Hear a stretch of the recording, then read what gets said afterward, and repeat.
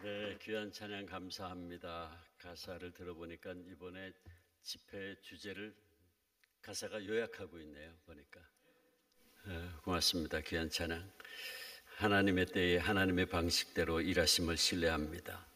하나님의 뜻대로 이루소서.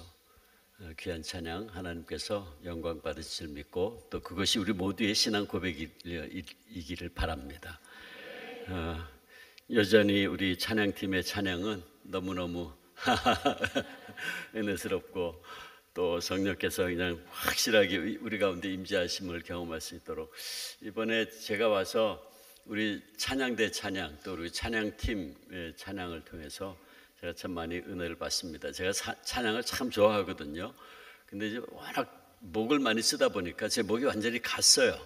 그래가지고 이제 옛날에는 정말 찬양하는 거 참 좋아했는데 요새는 하고 싶어도 소리가 잘 안 나와요. 그래가지고 안타까운데, 옛날에 제가 그래도 성악 레슨도 받고 그래가지고 찬양도 열심히 하고 그랬는데 이제는 뭐 목을 너무 많이 그동안에 써가지고요, 한번 성대 결절이 심하게 와서 수술도 한 적이 있어요. 그래가지고 마음은 막 같이 찬양하고 싶은데, 오늘 찬양 막 하고 싶은데 그렇게 소리 질렀다가는 금방 목이 또 가서 그럼 설교를 또 못하게 될 것 같고 이번에 하여간 제가 찬양으로 참 은혜를 많이 받았습니다. 감사합니다. 하나님께서 기뻐 받으신 줄 믿습니다. 기도하겠습니다. 아버지 하나님, 2박 3일 동안 저희들과 함께 하시고 또 우리의 찬양 가운데 거하시고 찬양 가운데 임재하셔서 또 우리에게 말씀하시니 정말 감사합니다.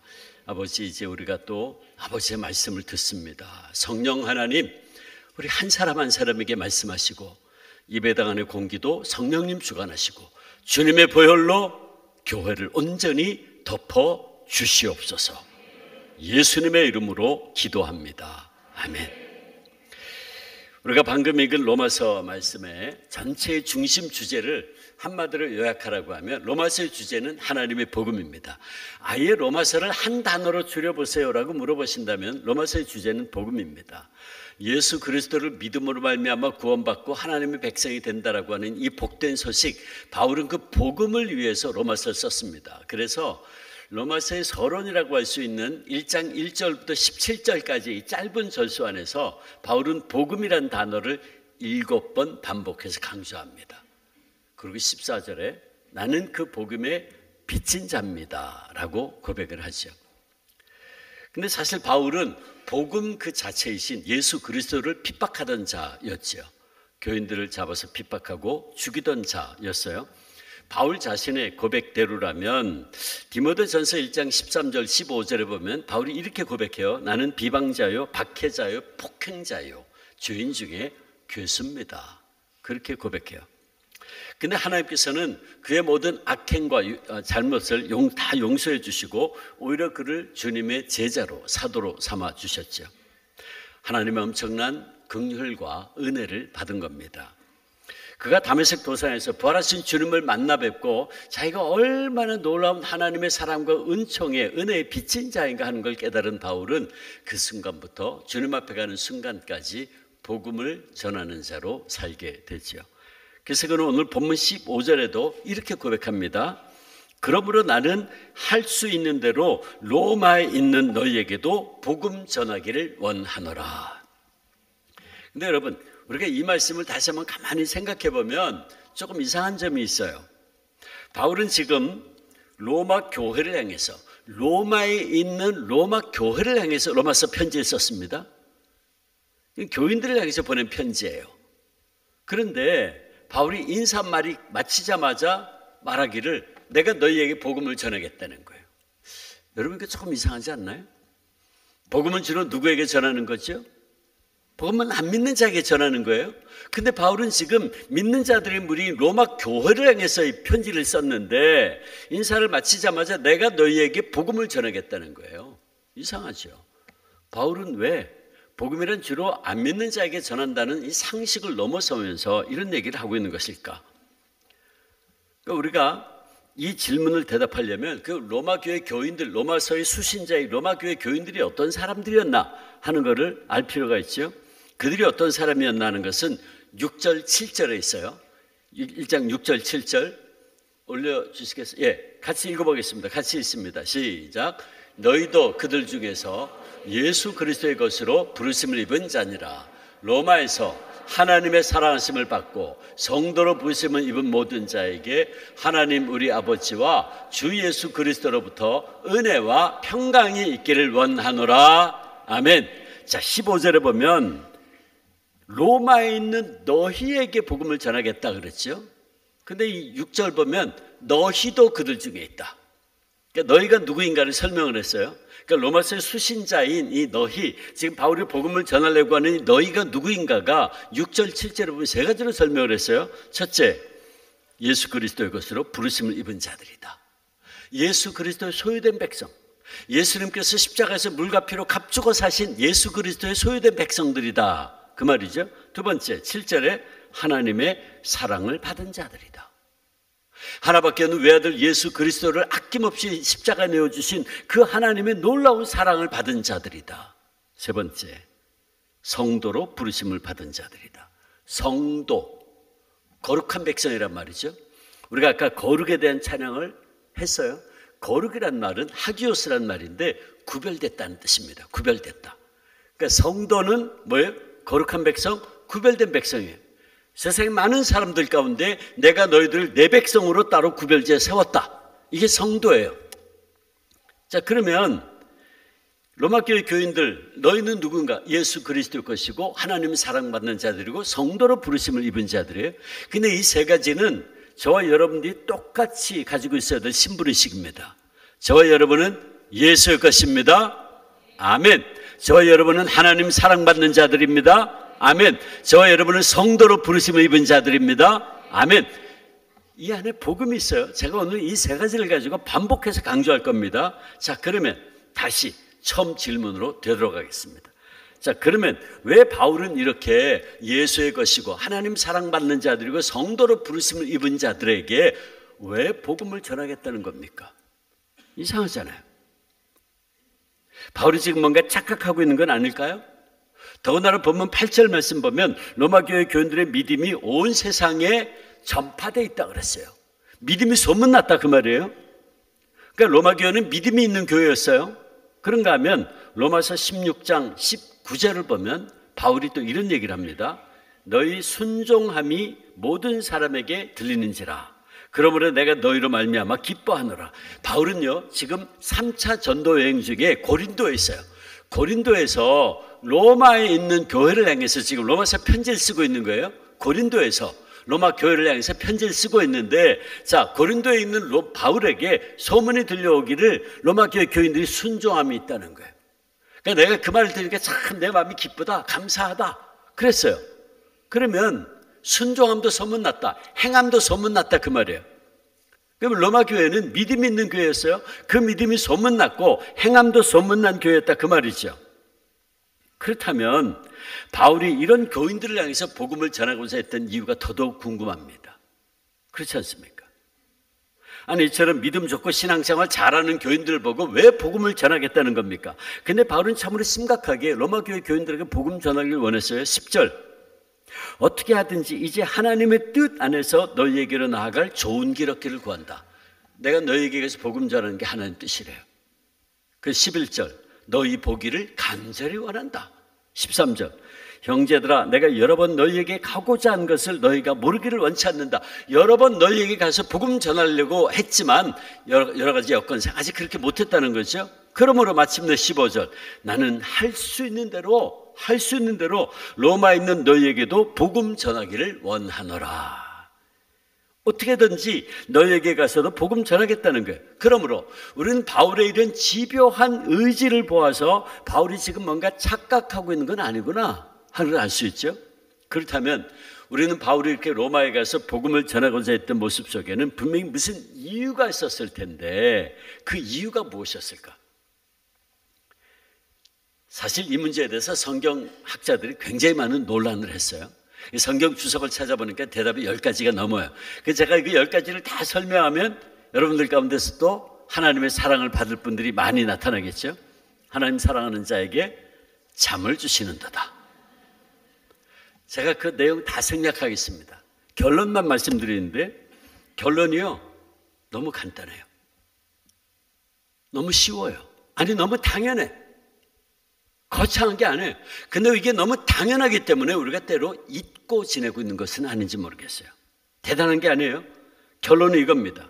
복음은 하나님을 알지 못하는 세상 사람들에게만 필요한 것이 아니라 이미 하나님을 믿고 있는 사람들에게도 여전히 필요하다는 것입니다. 로마에 있는 너에게 내가 복음을 전하겠다는 바울의 이 말은 복음은 로마 교회에 또다시 들려져야 된다는 거예요. 복음은 믿는 자들에게 계속해서 들려져야 된다는 말씀입니다. 왜 그럴까요? 우리가 또 이에 대해서 대답하려면 잠시 우리가 로마 교회에 대해서 좀 알 필요가 있어요. 도대체 로마 교회는 어떤 교회였길래 바울이 그들에게 복음을 전하겠다고 말하는 걸까? 로마 교회는 바울이 지금 고린도에서 로마에 있는 교회를 향해서 이 편지를 쓰고 있을 당시에 로마에 있는 교회는 그 역사가 이미 최소 20년에서 25년은 되었을 것이다. 성경학자들이 그렇게 이야기합니다. 제가 그 성경학자들의 이야기를 풀어서 설명할 수 있어요. 근데 성경적으로 찾아보면 사도행전 통해서 분명히 설명할 수 있어요. 근데 또 설명을 하면 여러분들이 하나님 사랑 받을 것 같고, 근데 결론은 뭐냐 하면 누가 세웠나 몰라요. 정확하게 모릅니다. 근데 적어도 성경학자들은 성경의 사도행전의 기록을 근거해 가지고 지금 바울이 로마를 향해서 편지를 쓰고 있을 당시에 로마 교회는 이미 그 역사가 25년은 되었을 것이다. 그렇게 이야기합니다.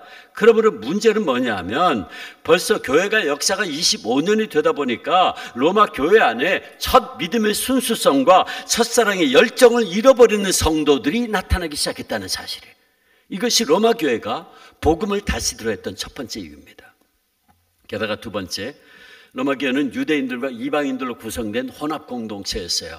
헬라적인 로마에 세워져 있는 교회니까 유대인들과 헬라인들이, 이방인들이 같이 신앙생활하고 있는 공동체였고 오히려 이방인들이 다수를 차지하는 교회였어요.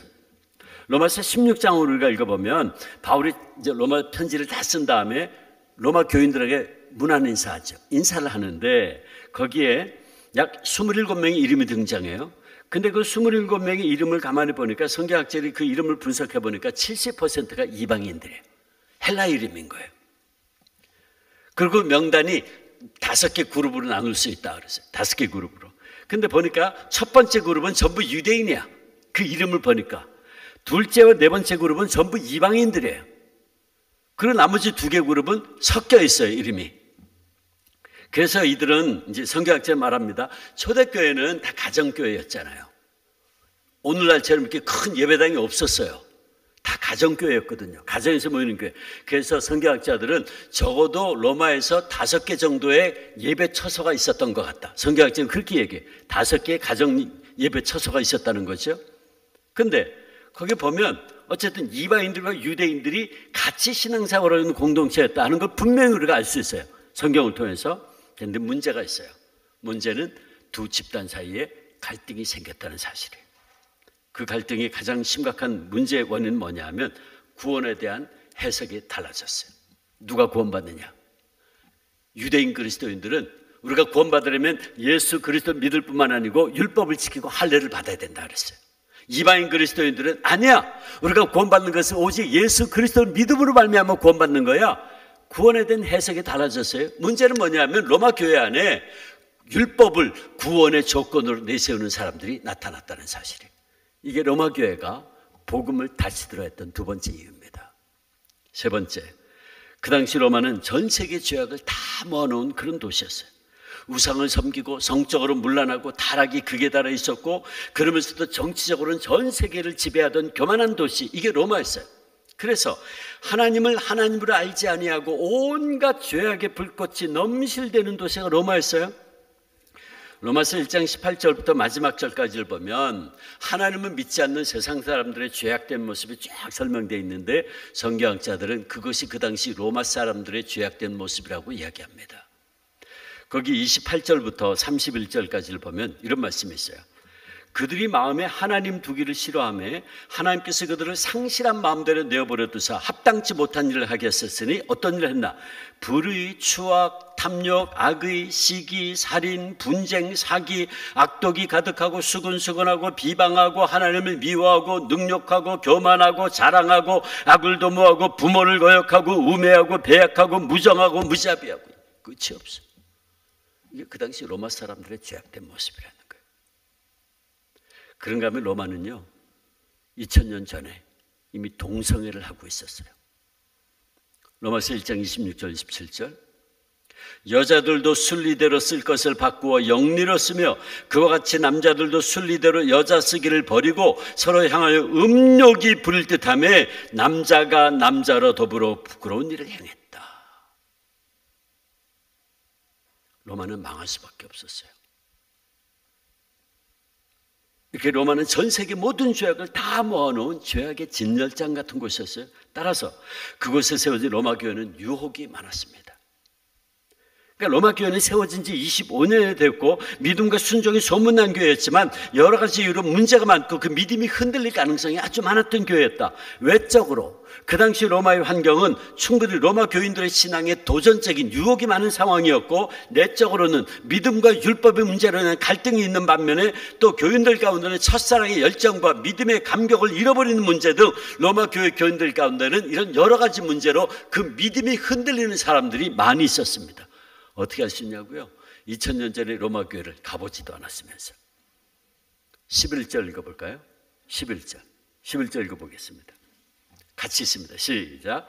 내가 너희 보기를 간절히 원하는 것은 어떤 신령한 은사를 너희에게 나누어 주어 너희를 견고하게 하려 함이니. 자, 보세요. 바울이 내가 너희의 믿음을 좀 견고하게 해야 되겠다, 이런 얘기를 했어요. 여러분 한번 생각해보세요. 상식적으로 믿음이 굳센 사람 보고 흔들림이 없는 사람 보고 야, 내가 네 믿음을 좀 굳세게 붙잡아줘야겠다, 이런 얘기 할까요? 아니죠. 이 말씀은 뒤집어서 해석하면 무슨 뜻이에요? 로마 교회 교인들의 믿음이 지금 어떻게 되고 있다? 흔들리고 있다. 흔들리는 너의 믿음을 내가 신령한 은사를 통해서 다시 한번 굳세게 붙잡아줘야겠다. 바로 그 얘기를 하고 있어요. 로마서 전체의 문맥을 보면 이 신령한 은사는 결국은 복음을 말하는 거예요. 다시 말해 바울은 복음을 통해서 믿음의 감격과 믿음의 열정을 잃어버린 로마의 성도들에게 복음의 불을 다시 불붙여주길 원했던 거예요. 바울은 은혜가 아닌 율법을 주장하는 사람들에게, 첫사랑의 감격을 잃어버린 성도들에게, 여러 가지 세상적인 유혹에 직면해 있는 그들에게 복음을 통해서 다시 영적 재각성을 불러일으키기 위해서 로마서를 썼습니다. 이것이 바울이 로마서를 쓰게 된 중요한 동기들 가운데 하나예요. 진실로 하나님께서는 이 로마서를 통해서 역사상 수많은 사람들의 심령에 영적 혁명을 불러일으키셨어요. 그래서 우리는 흔히 로마서를 교회 갱신의 성경이다 라고도 말하죠. 우리가 지난 2000년 교회 역사를 통해서요, 이 로마서를 읽다가 그 심령의 영적 혁명을 경험한 많은 믿음의 선배들을 만납니다. 4세기 어거스틴, 나이 30이 넘도록 방탕한 삶을 살았어요. 그러다 결국 그는요 로마서 말씀 앞에 거꾸러집니다. 그리고 회개하고 돌아왔어요. 로마서 13장 13절 14절 나지와 같이 단정히 행하고 방탕하거나 술 취하지 말며 음란하거나 호색하지 말며 다투거나 시기하지 말고 오직 주 예수 그리스도로 옷 입고 정욕을 위하여 육신의 일을 도모하지 말라. 그는 이 말씀 앞에 거꾸러집니다. 그리고 회개하고 주님께 돌아왔어요. 그 다음에 16세기 종교개혁을 일으켰던 마틴 루터는요 어렸을 때부터 죽음과 심판, 지옥을 두려워했대요. 고민이 많았대요. 근데 하나님 아버지 그러면 하나님은 언제나 무서운 하나님이야. 진노의 하나님, 심판의 하나님, 그렇게 생각이 됐어요. 근데 루터가 그렇게 생각하게 된 데는 원인이 있었는데, 루터의 아버지가요, 육신의 아버지가 굉장히 엄한 분이었대요. 어렸을 때부터 루터가 조금만 잘못해도 야단을 치고 매를 대는 그런 무서운 아버지였대요. 그래서 루터는 항상 기도할 때 하나님 아버지 그러면 그 육신의 아버지가 투사가 돼가지고 하나님은 무서운 하나님이야, 진노하신 하나님. 그 루터는 고민이 많았대요. 그러다가 나중에 루터가 이제 대학을 가는데 역시 아버지가 너는 법관이 돼야 돼. 그래 강제로 법대를 갔어요. 근데 21살 때 그 유명한 낙뢰 사건이 벌어집니다. 여름에 친구하고 함께 길을 걸어가고 있는데 갑자기 하늘이 시커매지고 소낙비가 내리기 시작했어요. 그 둘이서 비를 피하려고 큰 나무 밑으로 달려 들어갔는데 그게 정말 실수였어요.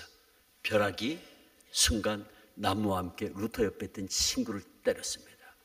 루터가 보는 앞에서요, 그 친구가 새카맣게 다 죽었어요. 충격을 받습니다. 무서운 하나님, 심판의 하나님.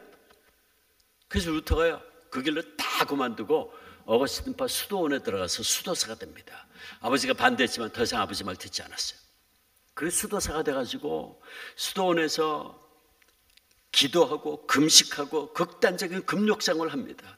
근데요, 문제는 시간이 흐르면 흐를수록 그가 고행은 하면 할수록 그의 영적 고뇌와 고통받는 양심은 이게 더욱더 힘들어져만 갔어요. 금식도 고행도 어떤 것도 그의 고통을 감해주지 못했어요. 참 자유함이 없었어요. 구원의 확신이 없었어요.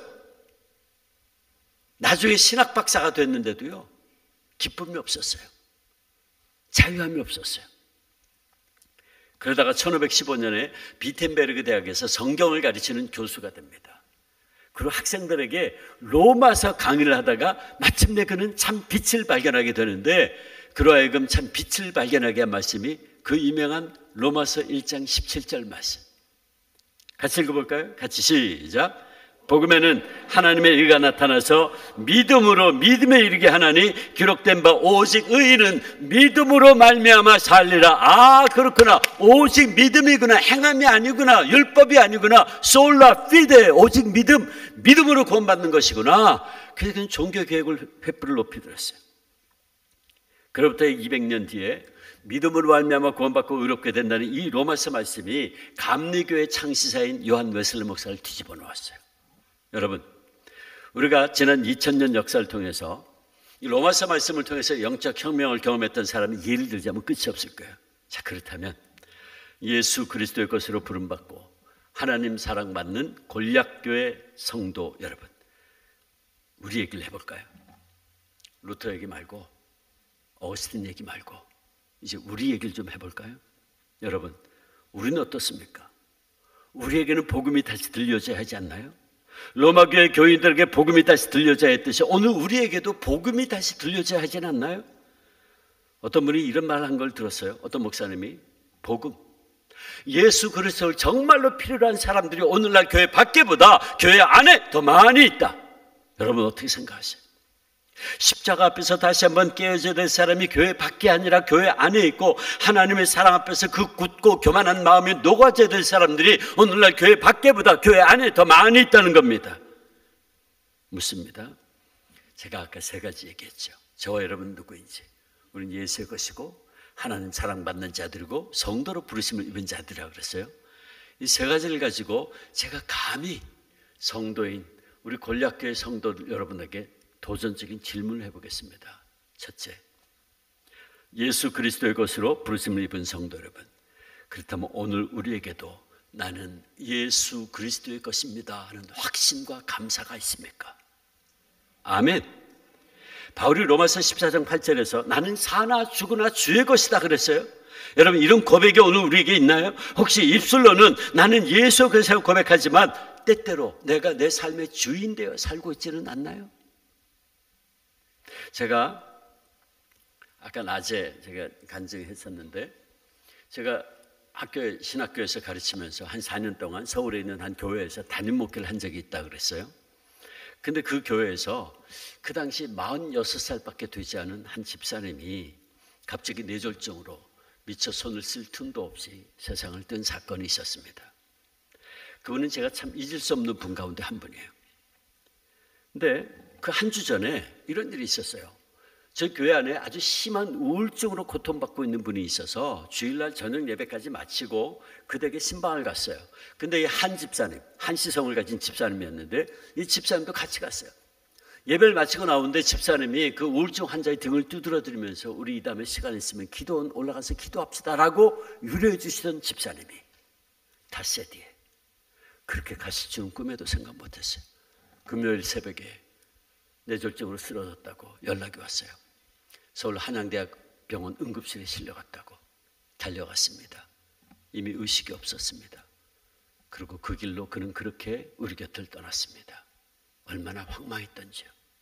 그러나 우리는 그분이 가신 곳이 어딘지 너무나 분명히 알고 있었기에 그분을 보내드릴 수 있었어요. 왜냐하면 그분은 이런 분이었어요. 그렇게 많이 배운 분은 아니었어요.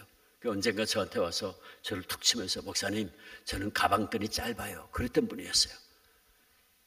하루 벌어 하루를 힘들게 일하는 분이었지만 그는 얼마나 맑고 깨끗한 심령을 소유한 분이었는지 몰라요. 그분 언젠가 저한테 와서 그런 말을 한 적이 있어요. 목사님 나 같은 죄인 나같이 보잘것없는 거 그냥 내버려두면 지옥의 땔감으로 밖에 쓸모없는 나를 위해서 예수님께서 십자가에서 물가피를 다 흘리시고 날 예수의 것 삼아주셨어요. 얼마나 감사한지요. 목사님 저 예수의 것입니다. 저 예수의 것입니다. 그는 그렇게 고백하던 분이었어요. 그러기에 우리는 그분이 가신 곳이 어딘지 너무나 분명히 알고 있었기에 그분을 보내드릴 수 있었어요. 그는 자기가 누구인지 분명히 알고 있었어요. 그는 자기가 예수의 것임을 분명히 알고 있었어요. 그렇다면 이 시간 제가 다시 한번 여러분에게 도전적인 질문을 던집니다. 여러분은 오늘 밤 내가 그렇게 주님의 부름을 받는다면 아멘 주님 저를 주님 계신 것으로 불러주시니 주님 감사합니다 고백할 수 있습니까? 만약 이 질문에 오늘 우리 가운데 단 한 분이라도 고백할 수 없는 분이 있다면 오늘 이 설교는 그분을 위한 설교입니다. 여러분 그가 복음을 다시 들어야 돼요.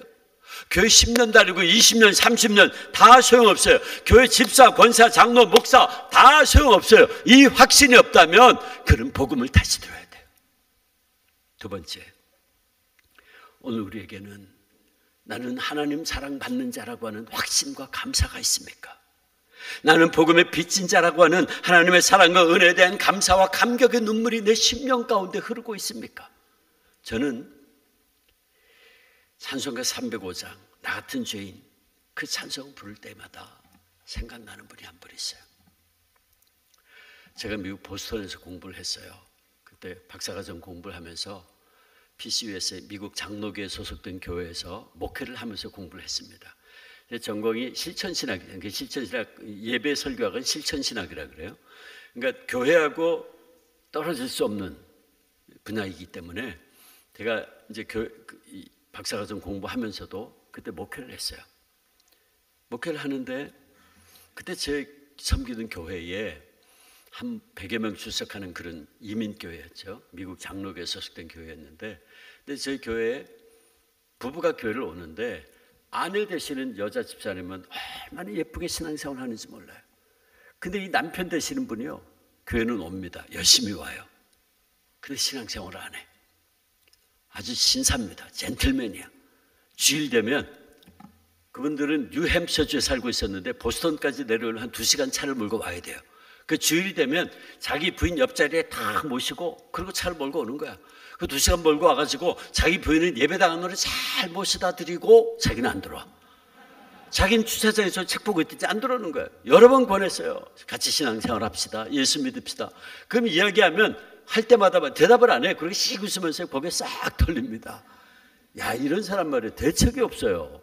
뭐 이래서 못 믿겠고 저래서 못 믿겠다고 이야기하면 대답이라도 해줄 텐데 대답도 안 해. 그리고 고개 싹 돌려요. 그때는 참 속으로 얄밉더라고. 하도 지어박을 수도 없고. 그러던 어느 날 이분이 몸이 계속 시원찮은 거예요. 몸이 계속 힘들어요. 계속 피곤했어요. 병원에 가서 검사를 했더니 암 판정이 났어요.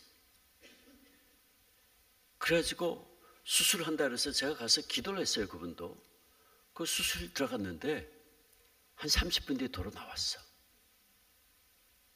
보니까 그분도 역시 이미 혈관을 통해서 암세포가 온몸에 퍼져버렸대. 병원에서 더 할 게 없습니다. 3개월 선고가 내렸어요. 그냥 삶을 정리하시라고 집으로 돌려보냈어요. 제가 그 얘기를 듣고 그 다음부터 이제 저도 일주일에 한 번씩 2시간씩 차를 몰고 올라갔어요. 시간 되는 장로님, 권사님들과 함께 올라갔어요. 갈 때마다 예배를 드렸죠. 예배 시간마다 십자가의 복음을, 피의 복음을 전했어요.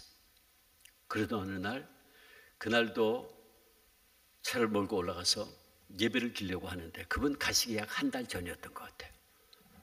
그분이 정색을 하면서 목사님, 제가 오늘 한마디 해도 되겠습니까? 하세요. 그 첫 마디가 뭐냐 하면 목사님 저 이번에 수지 맞았습니다. 수지 맞았대요. 아니 암으로 오늘 내일 하는 사람이 수지 맞다니. 그래서 그게 무슨 소리입니까? 그랬더니 그분 한 얘기가 목사님 그동안 나 잘난 줄 알고 나 똑똑한 줄 알고 제가 하늘 높은 줄 모르는 교만한 삶을 살아왔습니다. 근데 제가 그 교만한 삶 살다가 죽어서 영원한 지옥불에 떨어질 뻔했는데, 이번에 제가 이 암에 걸려서 목사님과 여러분들 통해서 예수 그리스도의 복음을 전해 듣고 제 속에 영생이 맺습니다. 얼마나 감사한지요. 목사님, 저 이제 제가 갈 곳이 어딘지 너무나 분명히 알게 됐습니다. 저 수지 맞았습니다. 그 얘기하는 거예요. 저는 그분이 그렇게 대단한 실력 있는 분인지 몰랐어요. 원자력공학 PhD였는데 제가 그분하고 대화하면서 그런 생각은 여러 번 했어요. 아, 이분이 원자력공학 PhD인데 그쪽 분야에 수소폭탄, 원자폭탄 그런 거 만드는 최고급 과학자구나. 그런 생각은 한 적이 있어요. 근데 그분 가시고 난 다음에 장례 예배를 드리는데 그 장례식 때 그분이 일하던 그 회사에서 회장이라고 하는 사람이 백인인데 와가지고 조사를 하는 거예요. 그러면서 너무너무 안타깝다는 거예요. 정말 실력 있는 사람인데 그러면서 하는 말이 그 당시 미국에서 그분이 손대던 그 분야를 손댈 수 있는 사람이 미국에 10명 손꼽는다 그랬어요. 너무 아깝다는 거예요. 진짜 실력 있는 전문가였는데 너무 일찍 갔다는 거죠. 그래서 그 백인이 와가지고 조사를 하면서 그 얘기를 하는 거예요. 어렸을 때 이민 갔대요. 신동이라고 천재라는 얘기를 들으면서 자랐어요. 자기 분야의 최고의 권위자가 된 거예요. 근데 그날 그가 그렇게 고백했던 거였어요. 목사님, 적어도 나 잘난 줄 알고 나 똑똑한 줄 알고 제가 하늘 높은 줄 모르는 교만한 삶 살았는데 그 교만한 삶 살다가 죽어 영원한 지옥불에 떨어질 뻔했는데 제가 이번에 암에 걸렸어요. 예수 그리스도를 믿게 되고 제 속에 영생이 맺습니다. 저 이제 제가 갈 곳이 어딘지 너무나 분명히 알게 됐습니다. 얼마나 감사한지요. 그러고서는 찬송 하나 불러도 되겠습니까? 부르세요. 나 같은 죄인 살리신 그 찬송을요, 눈물을 흘리면서 부르는 거예요. 나 같은 죄인 살리신 주의 놀라워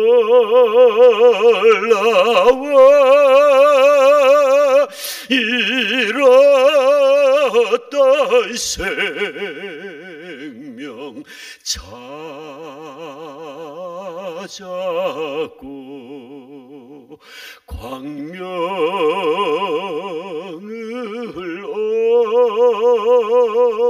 얻었네. 그 찬송을요, 눈물로 저희들은요 그날 정말 기쁨에 감사에 감격의 눈물을 흘리면서 그 찬송을 함께 다 불렀어요. 여러분, 하나님 사랑받는 골약교회 성도 여러분, 오늘 우리에게 죄로 말미암아 죽어 마땅한 나를 십자가의 보혈로 씻어주시고 하나님의 자녀 삼아주심에 대한 감사와 감격이 내 심령 가운데 있습니까? 만일 저와 여러분 가운데 이 심령 가운데 이 감격의 눈물이, 이 감사의 눈물이 메말라 있다면 저와 여러분이 복음을 다시 들어야 될 사람들이 이상하게도요, 오늘 우리 한국 교회 안에 보면 믿음 생활을 오래 한 분들일수록 그 싸늘하게 식어버린 신앙, 예수님은 온데간데였고 율법적인 신앙으로 두꺼워지고 반들반들해진 얼굴을 하고 앉아있는 모습을 봐요. 특별히 저처럼 말이에요, 모태신앙 가진 사람들 가운데 보면 그런 사람들 많아. 정말 그래요. 교회에서 말이죠, 좀 찬양대도 봉사합시다. 교사로도 좀 봉사합시다. 오늘 이번에 부흥회 하니까 좀 열심히 와서 좀 말씀 들읍시다. 목사님이 아무리 그래도 아니요 목사님 저 시간 없어요. 저 못해 도망다니는 친구들 보면 모태신앙 가진 사람들이에요. 제가 잘 알아요. 제가 그랬으니까. 왜 저렇게 관심이 없을까? 왜 저렇게 움직이기 어려울까? 염려되고 안타까운 사람들 보면 공통점이 있는데 하나같이 예수 믿은 지 오래된 사람들이 많아. 앞에서 아무리 열정적으로 찬양하고 함께 해도 말이에요, 저 뒤에 앉아가지고 그냥 가만히 쳐다보는 분들도 있어요.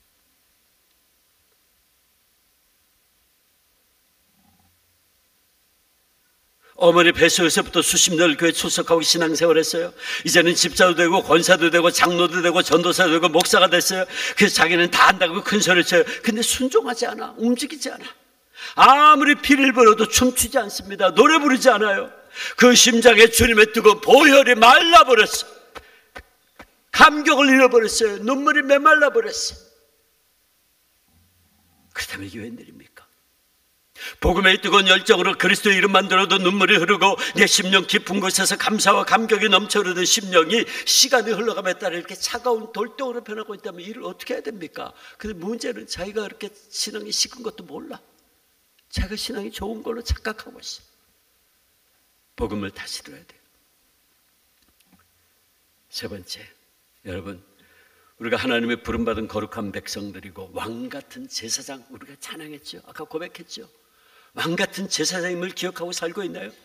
우리가 성도라 그랬잖아요. 성도가 뭐라고요? 구별된 백성. 우리는 구별된 삶을 살고 있나요?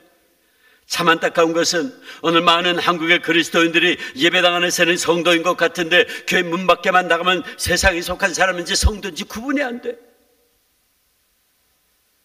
예배당 안에서 찬송 부르고 기도하고 할 때는 성도인 것 같은데 문 밖에만 나가면 세상 사람들과 똑같이 싸우고 거짓말하고 시기하고 욕하고 구분이 안 돼. 여러분, 우리 한국의 초대교회는 가난하고 작은 공동체였지만 영광스러운 교회였어요. 교회는 쓰러져가는 나라의 희망이었어요. 가난하고 병든 이들, 천대받는 사람들이 교회로 나왔죠. 기울어가는 나라와 민족을 구하려고 젊은이들이 교회로 몰려들었어요. 1919년 우리가 잘 알죠. 3.1운동 당시에 2천만 민족 중에 기독교인이 20만 밖에 안 됐어요. 1%였어요. 3.1운동 대표 33인 중에 16명이 기독교인이에요. 1% 지나지 않았는데 3.1운동 지도자 가운데 50%가 넘는 분들이 기독교인들이었어요. 국제보상운동, 금년 절주운동, 애국 계몽운동의 중심에 그리스도인들이 있었고 교회가 있었어요. 그래서 한국의 초대교회는 영광스러운 교회였어요. 그래서 김구 선생은 이런 말을 한 적이 있어요. 그 신문에, 오래된 신문에서 그게 발견됐어요. 김구 선생이 이런 말을 했어요. 파출소 10개 세우는 것보다 교회 하나 세우는 게 더 낫다 그랬어요. 그만큼 한국 초대교회는 신뢰받는 공동체, 민족의 소망이었어요. 인구의 1%밖에 안 되는 교인들이 민족의 운명을 짊어지고 이끌어갔던 거죠. 그런데 지금 한국교회 영적으로는 엄청난 성장을 이루었지만 티와 주름 잡힌 것이 너무나 많아요. 거룩함을 잃어버렸어요. 그래서 안 믿는 사람들이 교회를 향해서 개독교라고 욕을 하고 있어요. 정말이지 세상 사람들과 구별되게 살라고 성도로 부름받은 우리가 어쩌다가 이렇게 되었는지 모를 정도입니다. 우리에게는 나는 정말 구별된 자에는 자의식이 있는 겁니까? 그렇지 않다면 우리는 복음을 다시 들어야 돼요. 그러기에 십자가의 복음은 우리에게 또다시 들려줘야 돼요. 제가요, 학교에 있을 때 이런 경험을 한 적이 있어요. 장로신학대학교는 1, 2, 3, 4교시가 체포 시간, 4교시가 예배 시간입니다. 매일같이 2,000명의 신학생들이 모여서 예배를 드리는데 한 학기 동안 강사는 외부 목사님들이 반, 교수들이 반 설교를 합니다. 그래서 저는 이제 그때 학교에서 예배학과 설교학을 가르치고 있었으니까 늘 이제 예배 시간이 되면 체프로에 딱 들어가서 제일 먼저 보는 게 본문이 뭔가, 설교 제목이 뭔가. 제가 이제 관심 있는 분야가 그 분야니까. 근데 한 번은 예배 시간에 돼서 채플을 들어갔는데 외부 강사 목사님이 오셨어요. 딱 들어가서 앉자마자 본문을 딱 봤는데 본문이 요한복음 3장 16절. 근데 그 본문을 딱 보는 순간 말이에요. 제 마음속에 걱정이 딱 되는 거예요. 아니, 이 목사님이 이 유명한 말씀 가지고 이 신학생들을, 이 전도사님들한테 신학교 교수들 앞에서 어떻게 설교하려고 그러나. 하나님이 세상을 이처럼 사랑하사 독생자를 주셨으니 이는 저를 믿는 자마다 멸망치 않고 영생을 얻게 하려 하심이라. 이 말씀을 가지고 이 신학생들이 교회 가면 다 아이들한테 그 말씀 가지고 설교하는데, 아니 저 유명한 말씀 가지고 저 목사님이 어떻게 설교하려고 그러나 걱정이 탁 되는 거예요. 근데 조금 있다가요, 성령님이 야 이 녀석아 네가 복음을 다시 들어야 되겠구나 말씀하시는데 얼마나 놀랐는지. 하나님이 세상을 이처럼 사랑하사 독생자를 주셨으니 이는 저를 믿는 자마다 멸망치 않고 영생을 얻게 하심이라는 이 말씀은 듣고 또 들어도 골백번 들어도 그렇죠 주님, 그렇죠 주님, 주님 날 위해서 십자가에 달려 죽으시고 날 구원해 주셨죠. 그래 감사하고 또 감사해요. 그런데 말이에요, 감사해도 부족할 텐데 아이고 저 목사가 저 말씀 가지고 어떻게 설교하려고 그러나. 네가 복음을 다시 들어야 되겠구나 말씀하시는데 화들짝 놀랐어요. 여러분, 그렇습니다. 그래서 우리는 복음을 계속 들어야 돼요. 복음을 다시 들어야 돼요. 그러면 복음을 다시 듣는다는 건 뭡니까? 거창한 게 아니에요. 제가 지금까지 말씀드린 거예요. 복음을 다 듣는다는 건 뭐냐? 첫째, 예수님께서 날 위해서 십자가에서 모든 값을 치러주셔서 내가 주님의 것이 되었다는 사실을 늘 묵상하세요. 늘 감사하세요. 이게 복음을 다시 듣는 거예요. 나는 누굽니까? 나는 예수의 것입니다. 난 더 이상 내 것이 아니에요. 내가 내 인생의 주인이 아닙니다. 우리는 예수 그리스도의 소유된 백성들입니다. 예수님의 피로 값주고 사신받은 예수 그리스도의 것입니다. 고린도전서 3장 23절, 너희는 그리스도의 것이요 그리스도는 하나님의 것이니라. 고린도전서 6장 19절 20절, 너희는 너희 자신의 것이 아니라 값으로 산 것이 되었으니 그런즉 너희 몸으로 하나님께 영광을 돌려라. 고린도전서 7장 23절, 너희는 값으로 산 것이니 사람들의 종이 되지 말라. 그렇습니다. 우리는 예수 그리스도의 것이 되었어요. 그런데 여러분, 한번 생각해 보세요. 저와 여러분이 예수 그리스도의 것이 되기 위하여 한 것이 무엇이 있습니까? 우리가 무엇으로 우리의 죄값을 다 치르고 자유할 수 있었습니까? 그리고 구원받을 수 있었나요? 우리가 막 루터처럼 고행을 하고 막 기도 열심히 하고 막 그러면 우리가, 아니면 착한 일 많이 하면 우리가 예수의 것 될 수 있나요? 우리가 로또에 당첨이 돼서 뭐 교회 앞에 10억 100억을 헌금하면 죄사함 받고 예수의 것 될 수 있습니까? 아니잖아요. 우리가 어떻게 예수의 것이 되었죠? 주님께서 십자가 위에서 다 이루었다. 테텔레스타이, 이 말은 무슨 뜻이냐면 값을 다 치루었다는 뜻입니다. 값을 다 치루었다. 그러니까 주님께서 십자가 위에서 마지막으로 하신 말씀이 무슨 말씀이었냐면, 그게 우리말로 다 이루었다고 번역을 했지만 원래 뜻은 값을 다 치루었다 그 말이에요. 내가 너희들의 죄값을 다 내 피로 치루었다. 주님이 그 말씀하신 거예요. 에베소 1장 7절 말씀, 우리는 그리스도 안에서 그의 은혜의 풍성함을 따라 그의 피로 말미암아 속량 값을 대신 치렀다. 속량, 죄사함을 받았느니라.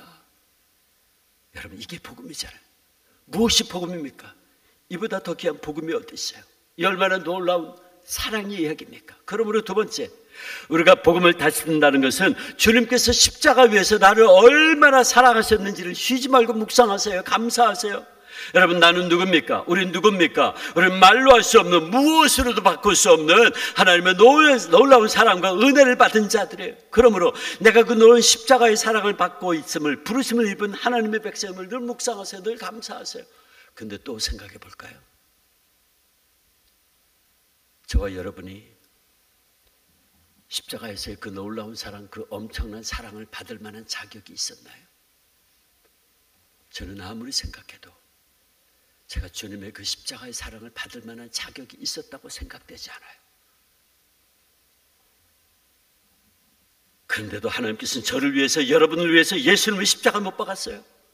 저와 여러분이 달려야 될 십자가의 주님이 대신 달리셨어요. 저와 여러분이 맞아야 될 채찍을 주님이 대신 맞으셨어요. 저와 여러분이 찔려야 될 창에 주님이 대신 찔리셨어요. 저와 여러분이 받아야 될 몇십억 천대와 침뱉음을 주님이 대신 받으셨어요. 저와 여러분이 흘려야 될 물과 피를 주님이 대신 흘리셨어요. 여러분, 이 얼마나 놀라운 사랑의 얘기입니까? 그러므로 내가 그 놀라운 십자가의 사랑을 입고 있는 사람이라는 것을 늘 감사하세요. 묵상하세요. 그것이 복음을 다시 듣는 거예요. 그리고 세 번째, 내가 하나님의 거룩한 성도임을 늘 기억하세요. 나는 누굽니까? 나는 하나님의 거룩한 백성이에요. 물론 우린 여전히 연약해요. 그래서 또 넘어져요. 또 실수해요. 또 죄를 져요. 저도 마찬가지예요. 그리고 그럴 때마다 사탄은 우리를 비난하죠. 그것 봐, 야, 그러고도 네가 성도야? 그러고도 내가 목사냐? 나는 네가 무슨 된지 다 알고 있어. 사탄은요, 그렇게 우리를 비난해요. 근데 여러분, 하나님 아버지는 그렇게 말씀하지 않아요. 하나님 우리에게 이렇게 말씀해요.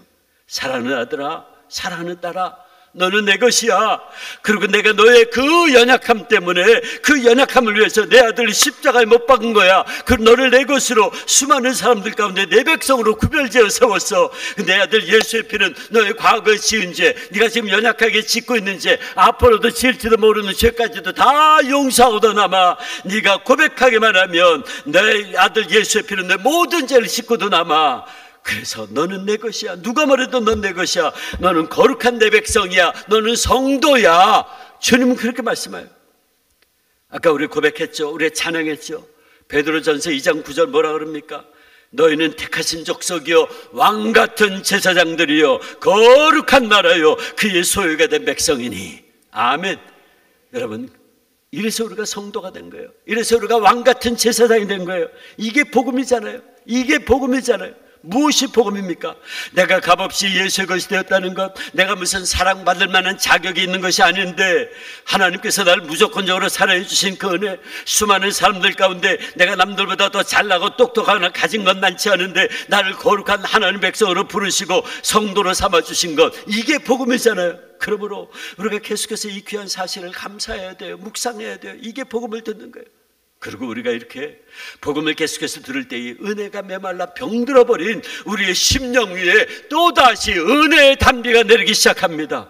그리고 말라 비틀어진 내 심령이 하늘에서 쏟아져 내리는 은혜의 단비를 맞고 다시 한번 소생하는 기쁨과 감격이 되살아나죠. 그래서 주 예수 그리스도 이름만 들어도 또다시 눈물이 흐르고 내 심령 깊은 곳에서 감사와 감격이 넘쳐나고 마침내 바울처럼 복음을 전하지 않으면 견딜 수 없는 심령이 되는 겁니다. 여기 복음의 빚진 자 된 심령으로 죽어서 사랑하는 부모님을 주님께 인도한 한 초등학생의 이야기가 있어요. 이 아이는 예수님을 너무나 잘 믿었습니다. 초등학생에도 불구하고 정말 빚진 자 된 심령을 소유한 아이였어요. 근데 이 아이의 부모님은 예수를 믿지 않았습니다. 이 아이는 그 사실이 너무 안타까웠어요. 예수를 나만 믿어서는 안 되는데, 아빠도 믿어야 되고 엄마도 믿어야 되는데, 그래서 늘 엄마 보고 예수 믿자고 졸라댑니다. 주일이 되면 아빠 보고 교회 가자고 이야기해요. 근데 엄마 아빠는 그 아들이 그렇게 하는 것이 귀엽고 예쁘기만 했어요. 그래서 늘 대답하기를 그래 너 먼저 나가, 너 먼저 믿어, 엄마 아빠는 시간 있으면 갈게. 그리고 적당히 넘어갔어요. 그러던 어느 날 너무나 안타깝게 이 아이가 학교에서 집으로 돌아오다가 교통사고를 당합니다. 그리고 주님 품에 안겼죠. 부모의 슬픔은 이루 말할 수가 없었습니다. 하루는 이 아빠가 아들의 방에 들어가서 아들의 유품을 하나하나 만져봅니다. 도저히 버릴 수가 없습니다. 아이가 입었던 아이의 땀내음이 나는 옷도 만져보고, 아이가 읽으며 즐거워하던 동화책도 만져보고, 아이의 손때가 묻어있는 장난감도 만지면서 쓰리고 아픈 가슴을 적시고 있었어요.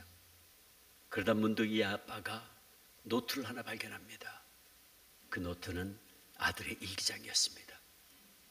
그 일기장을 펴본 아빠는 기절할 것 같이 놀라고 맙니다. 왜냐하면 거기에는 죽기 이틀 전에 쓴 아들의 일기가 이렇게 기도문의 형식으로 적혀 있었기 때문입니다. 이 아이는 이렇게 기도하고 있었어요. 하나님, 우리 엄마 아빠 꼭 예수 믿게 해주세요. 하나님, 엄마 아빠가 예수 믿기 위해서 내가 죽어야 한다면 나는 죽어도 좋아요. 내가 죽어서라도 엄마 아빠 예수 믿게 해주세요.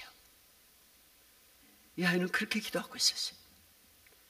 이 아빠는 아들의 유언과도 같은 기도문을 읽다가 충격을 받습니다. 후회합니다. 예수를 믿는다는 것이 이렇게도 중요한 것이었던가?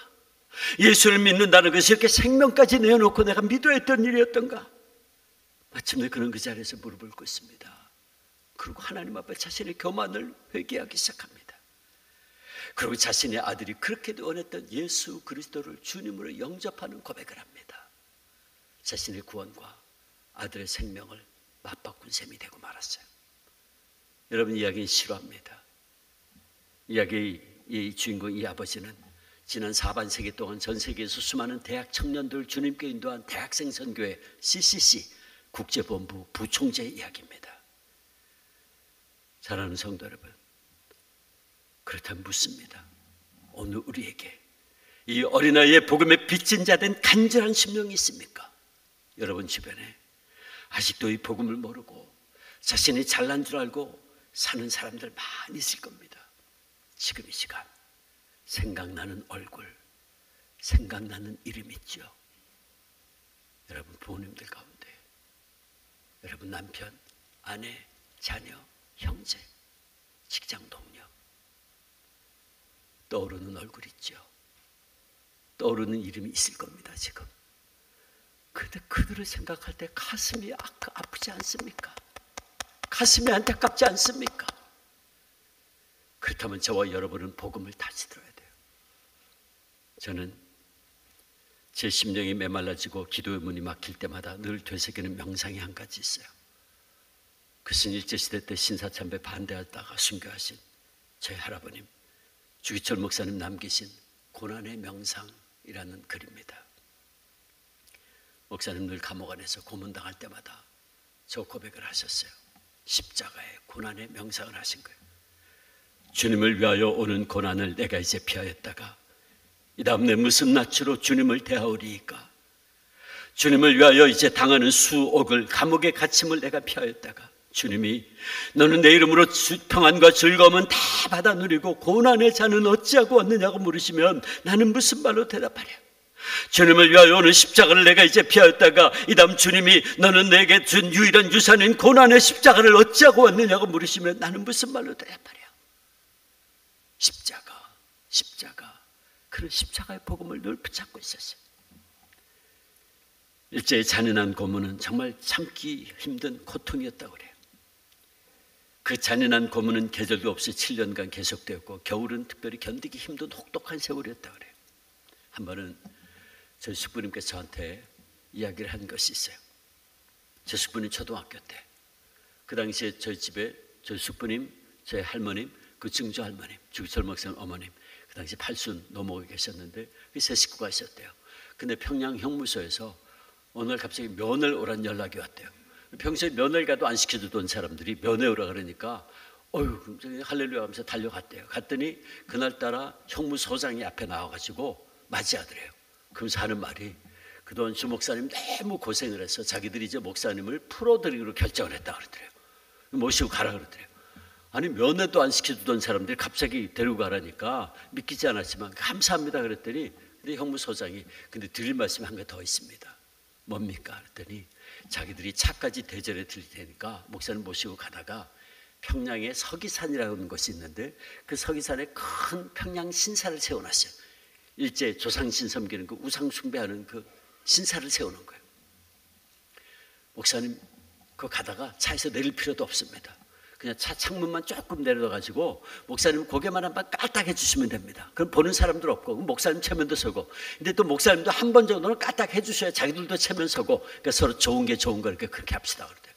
그러니까 저희 할머니께서 그 얘기를 딱 듣자마자 그렇다면 모시고 나가지 않겠습니다. 이런 제 거절했어요. 그랬더니 그래 어디 봅시다.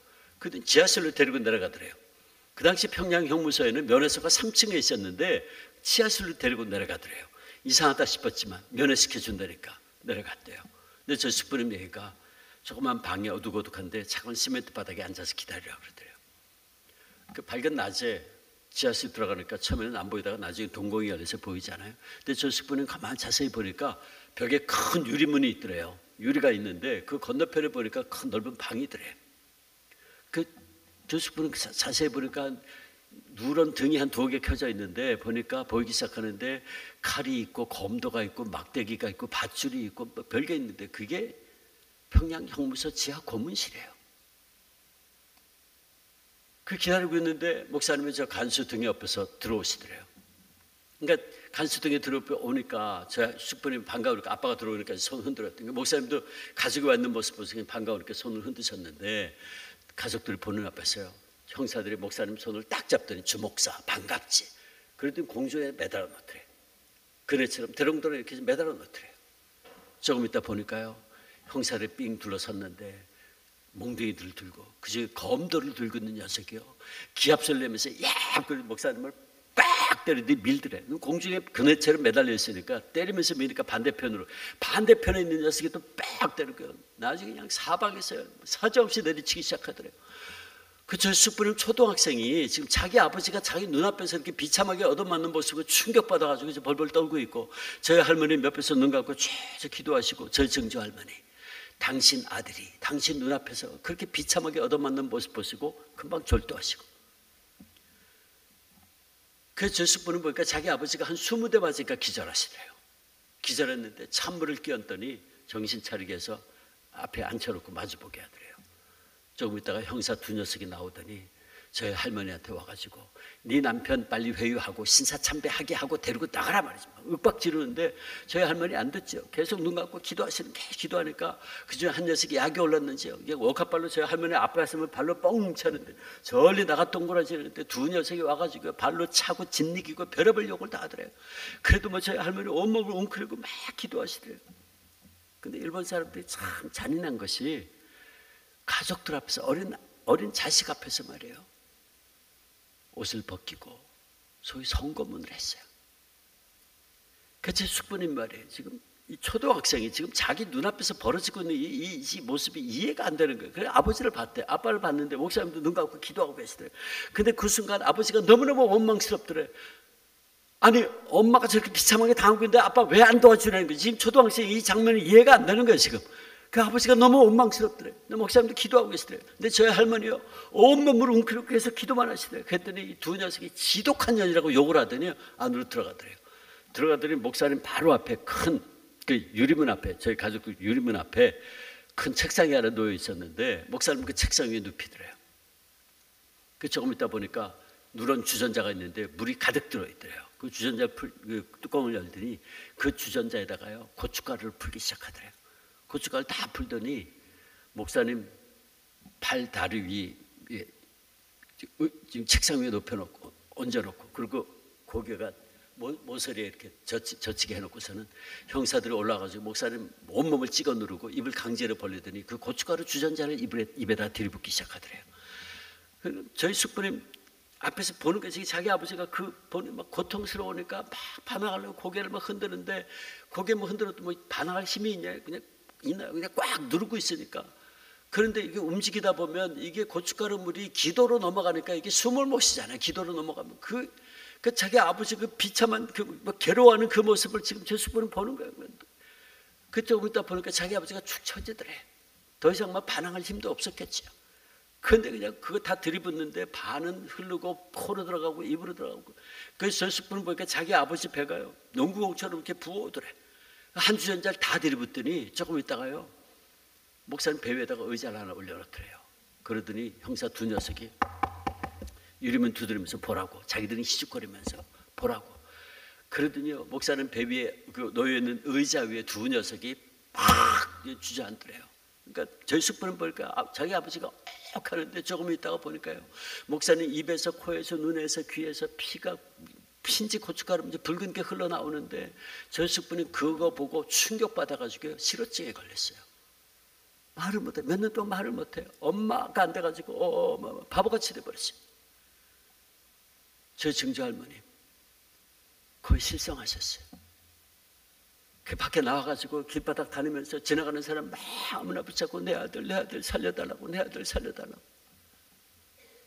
비참했죠. 그러나 이렇게 말로 다 할 수 없는 고문과 고통을 당했지만 그는 우상 앞에 절하지 않았어요. 우상 앞에 절하는 것은 하나님의 뜻이 아니기에 결국 그는 심한 고문의 후유증으로 옥사하셨죠. 순교하셨어요. 순교하신 뒤에 시신을 가져가라고 연락이 왔어요. 가족에 달려가니까 사각괴짝 두 개에 엮어가지고 시신을 내주는데 온몸이 시커멓게 썩어있더래요. 피골은 상접하고. 모시고 왔어요. 장례 절차가 시작됐죠. 저희 아버님 그 당시 중학생 나이였는데 달려오고 저 숙부님하고 집에 있을 때 평양 산적교 교인들이 달려와서 목사님 이제 장례 준비를 하는데 저희 할머니가 직접 염을 하셨어요. 흰 볼을 덮고 시신을 이제 닦아내는데 저희 할머니가 이제 할아버님 시신을 닦으려고 흰 볼을 이렇게 드는 순간 목사님 팔과 손발이 밖으로 빠져나온 거예요. 흰포 밖으로 나온 거죠. 근데 저희 숙부님하고 저희 아버지가 동시에 봤대요. 딱 봤는데 자기 아버지 손을 보니까 손톱이 하나도 없더래. 고문하면서 대나무를 얇게 썰어가지고 쑤셔놨어요. 잡아 뽑았어요. 발은 망치로 얼마나 두드렸는지 제가 어제 그 간증했죠. 얼마나 두드렸는지 발 모양이 없더래. 뭉그러졌대. 시커멓게 발톱 하나도 없고. 근데 저희 숙부님 얘기가 어린 마음에 그게 부끄러웠대, 창피했대. 자기 아버지 그 비참한 모습이. 그때는 또 엄마가 원망스럽더래. 왜? 우리 가족이 아닌 다른 가족들도 있는데 내 아버지의 비참한 모습을 왜 보여주나. 저희 숙부님 그랬어요. 정말 어린 마음에 그게 창피했대. 그래가지고 자기도 모르게 이렇게 가렸대.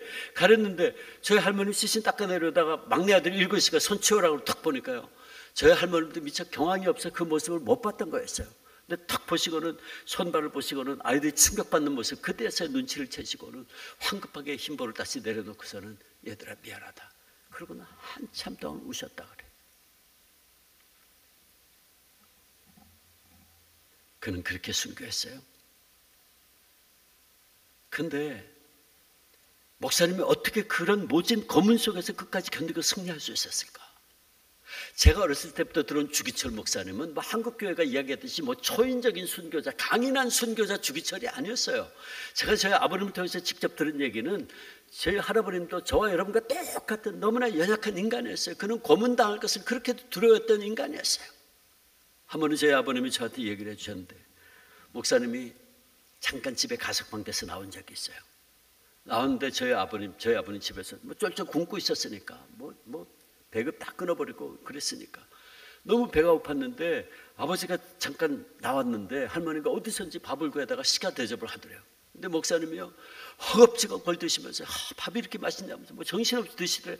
근데 저희 아버님 옆에 서가지고 이제 저거 아버지가 좀 안 남겨주나, 이제 자기는 진짜 그러고 이제 배가 고픈데 이제 그러고 서 있었대. 근데 밖에서 또 왁짝지껄 소리가 들리더래요. 그러더니 조금 있다가 또 일본 형사가요, 신발 신은 채로 문을 빵 차고 들어오는데 수갑을 여기 손가락에다 놓고 돌리면서 주기철 나라! 그러면서 또 들어오더래요. 그래서 저희 아버님 놀래가지고 그 형사 모습 탁 보고 당신 아버지를 봤대. 근데 목사님 더 이상 식사를 못 하시래요. 손을 발발 떨더니 수저를 내려놓고 당신 어머님 계신, 노모가 계신 방으로 도망치듯이 달려가셨어요. 그리고 그 앞에 무릎 꿇고, 어머님, 나 같은 약졸이 장기간의 고문은 견디기 어렵습니다. 어머님, 제가 중간에 변절할까 봐 너무 두렵습니다. 저를 위해서 기도해 주세요. 그 팔순의 노모와 목사님이 부둥켜 안고 울면서 기도하다가 끌려갔어요. 왔냐? 가자. 그러지 않았어요. 저 여러분과 똑같은 연약한 인간이었어요. 사실 저희 집에서는 목사님 순교할 것도 알았어요. 순교하기 전날 밤에 목사님이요, 저희 증조 할머니, 당신 어머니 꿈에 나타나셨대요. 흰 두루마기를 입고 나타나셔서 어머니에게 절을 하고 가셨대요. 그래서 증조 할머니가 아침에 일어나가지고 당신 며느리죠, 저희 할머니한테, 야 간밤에 나 주목사 봤다, 주목사 이렇게 인사하고 가더라. 그 얘기 들으시고 저희 할머니가 순교하시는구나 직감하셨어요. 1944년 4월 21일 밤 9시에 순교하셨어요. 낮에 면회를 갔대요. 면회 날짜가 아닌데 달려갔대요. 갔더니 분위기가 어수선하더래요. 그러더니 하는 얘기가, 형무소장이 목사님 병가 내줄 테니까 병원으로 모시라 그러더래요. 근데 그것도 일제가 쓰던 치졸한 작전이에요. 일제시대 때요, 독립운동 하던 분들 고문 엄청나게 해서 완전히 다 죽게만, 그냥 내버려두면 이제 저절로 죽게 될 때에는 그 다음에는 병가 그러면서 병원으로 보냈대요. 그러면 병사하는 거가 되는 거예요. 옥사도 아니고 순교도 아닌 거죠. 일제가 전 세계 인권 바라보는 것 때문에 그거 신경 쓰더라고 그렇게 했어요. 아주 치졸한 작전이었죠. 저희 할머니가 그거 알았어요. 그래서 대답 안 하시고 목사님과 의논하겠습니다. 그러고 들어가셨어요. 면회를 안 시켜주더래요.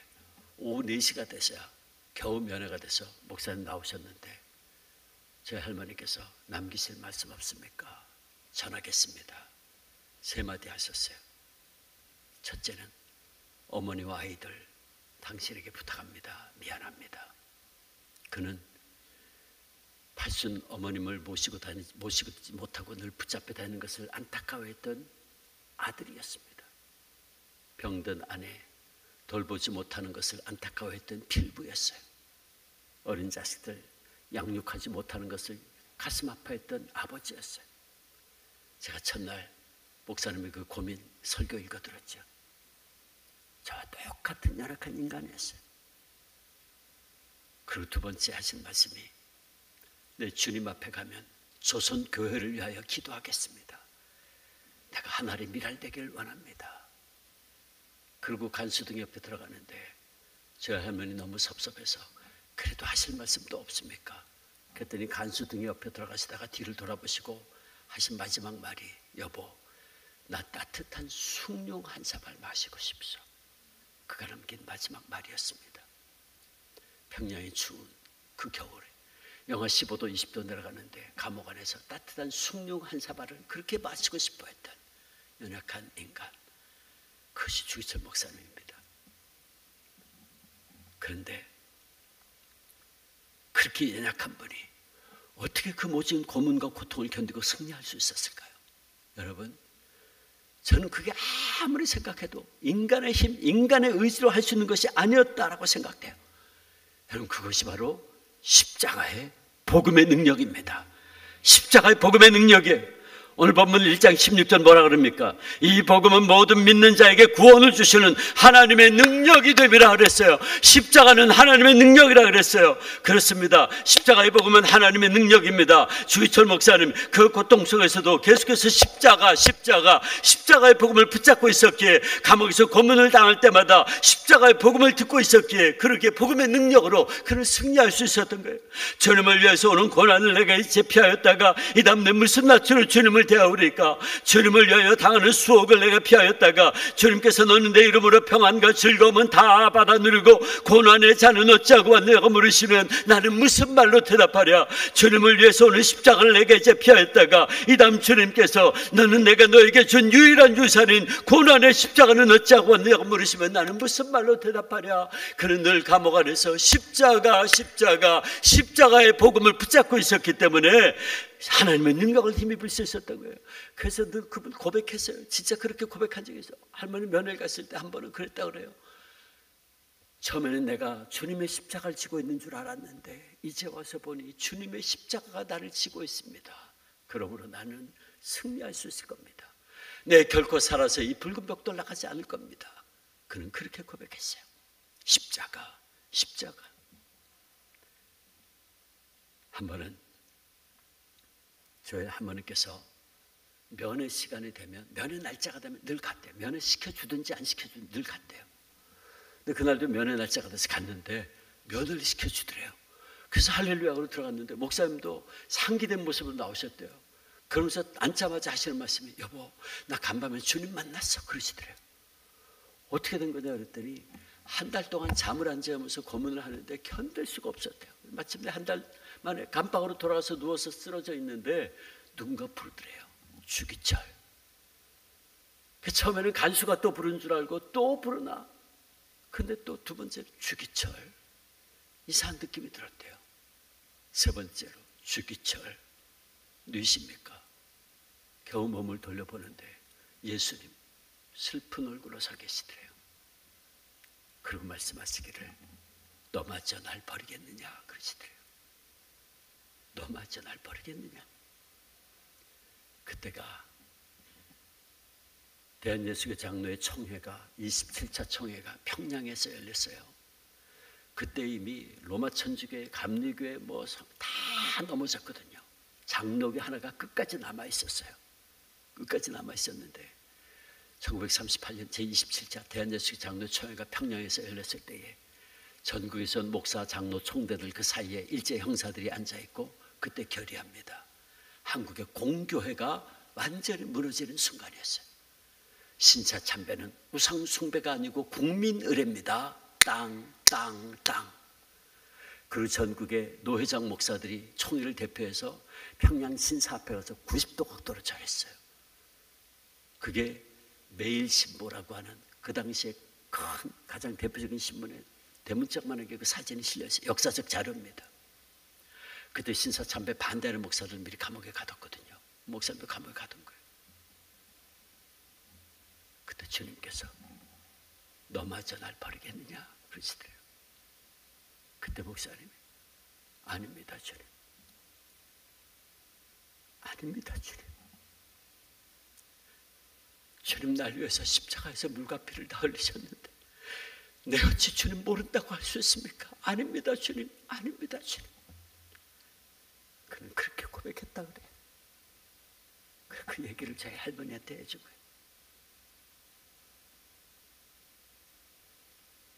그는 늘 감옥에서 십자가의 복음을 붙잡고 있었기에 복음의 빚진 자 된 심령을 소유할 수 있었고 마침내 죽기까지 충성하고 순교의 열매를 주님께 드릴 수 있었던 겁니다. 사랑하는 골략교회 성도 여러분, 여러분들 이번에 부흥회를 통해서 다시 한번 여러분의 심령이 새롭게 갈아엎어지길 원하십니까? 그렇다면 우리 모두 다시 태어나야 돼요. 우리 다시 감격해야 되고 잃어버린 구원의 감격을 회복해야 돼요. 첫사랑의 눈물, 잃어버린 눈물 회복해야 돼요. 그러면 우리 모두 다시 십자가의 복음을 붙잡아야 됩니다. 복음이 뭡니까? 저와 여러분 누가 뭐래도 예수의 것이에요. 예수님의 십자가에서 그 귀한 물과 피로 값주고 사신 예수의 것입니다. 여러분 누가 뭐래도 하나님의 그 놀라운 십자가에서의 사랑을 받고 있는 사람들입니다. 저와 여러분은 누가 뭐래도 거룩한 하나님 백성, 택함받은 성도, 왕같은 제사장들이에요. 그리고 이 은혜는 우리에게 거저 주어진 선물입니다. 내가 자격이 있어 주어진 게 아니에요. 여러분 이 은혜, 이 복음 붙잡아야죠. 그리고 나아가 이 십자가의 복음을 알지 못한 채 죄와 사망 가운데 방황 이들에게 나아가 이 십자가의 복음을 전해야지요. 여러분 이것이 우리를 향하신 가장 중요한 하나님의 뜻입니다. 이 시간 주님께서요 저와 여러분을 묻고 계세요. 여러분 대답은 뭡니까? 골략교회 성도들아, 내가 너희들을 내 핏값으로 샀는데 아직도 네가 네 인생 주인 되어 살고 있는 것은 아니니? 내가 너를 너무나도 사랑해서 내 목숨까지 내어주었는데 너는 왜 조금만 힘들어도 내가 너 사랑하지 않는다고 내 사랑을 의심하고 원망하고 있니? 수많은 사람들 가운데서 내가 너를 구별하여 세웠는데 너는 왜 세상 사람들하고 똑같이 그렇게 살고 있니? 여러분 주님의 음성이 들리십니까? 네가 처음 구원받을 때의 그 감사와 감격의 눈물은 다 어디다 쏟아버렸니? 주님 묻고 계세요. 오늘 저와 여러분의 대답은 무엇입니까? 다 일어나실래요? 다 일어나시고 찬양팀 나오세요. 우리 305장 우리 결단에 찬송하고 우리 결단에 기도하겠습니다. 나 같은 죄인 살리신 우리 305장 다 같이 찬송하고 가사 생각하시면서 우리 찬송하고 우리 함께 결단에 기도하겠습니다.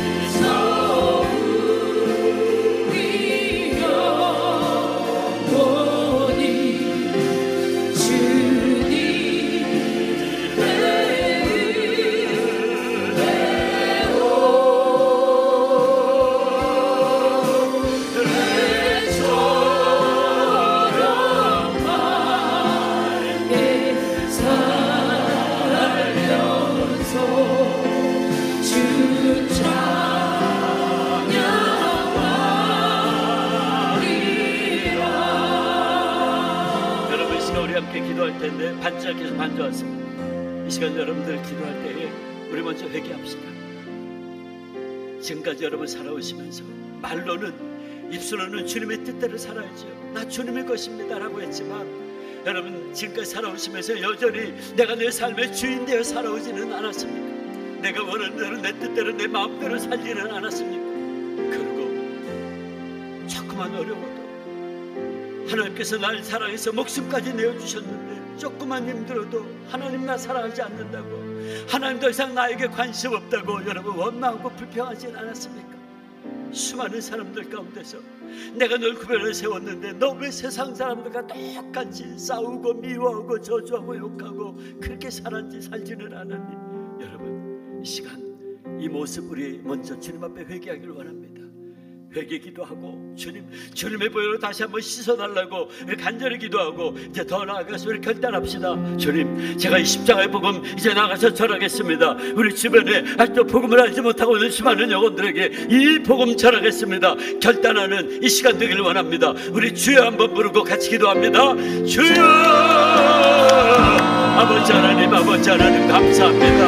우리에게 다시 한번 복음을 들려주시는 주님 감사합니다. 아버지, 얼마나 많은 수면을 우리는 내가 누구인지를 잃어버리고 살아왔던 것 같습니다. 아버지, 내가 말로는 입술로는 주님 사랑한다고 다 주님의 것이라고 했지만 아버지 하나님, 우리는 얼마나 많은 순간에 내가 여전히 내 인생의 주인 되어 살아오지를 않았는지요. 아버지 하나님, 우리의 교만을 용서해 주시고 내가 내 인생의 주인공처럼 살았던 것을 용서해 주옵소서. 아버지, 우리는 얼마나 많은 순간에 하나님의 사랑을 의심했는지 모릅니다. 조금만 힘들고 조금만 어려워도 하나님 더 이상 날 사랑하지 않는다고, 하나님 더 이상 나에게 관심 없다고 불평하고 원망했던 우리의 부족함을 용서하여 주옵소서. 아버지, 내가 왕같은 제사장이요 내가 거룩한 백성을 사실 잃어버렸지. 하나님, 저 사람까지만 나도 똑같은 걸 가져야 되고 신기하고 미워하고 싸우고 살아왔던 우리의 연약한 모습을 주님 앞에 내려놓사오니 주님의 보혈로 다시 한번 씻어주시옵소서.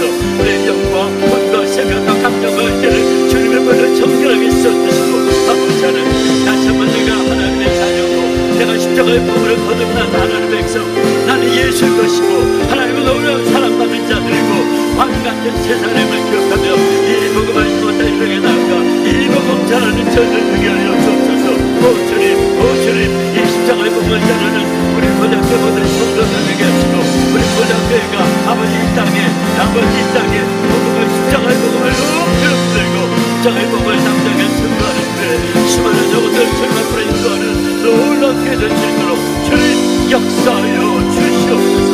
할렐루야 감사합니다. 찬양합니다. 아버지, 우리를 통해서 영광과 열매를 거두어 주시옵소서.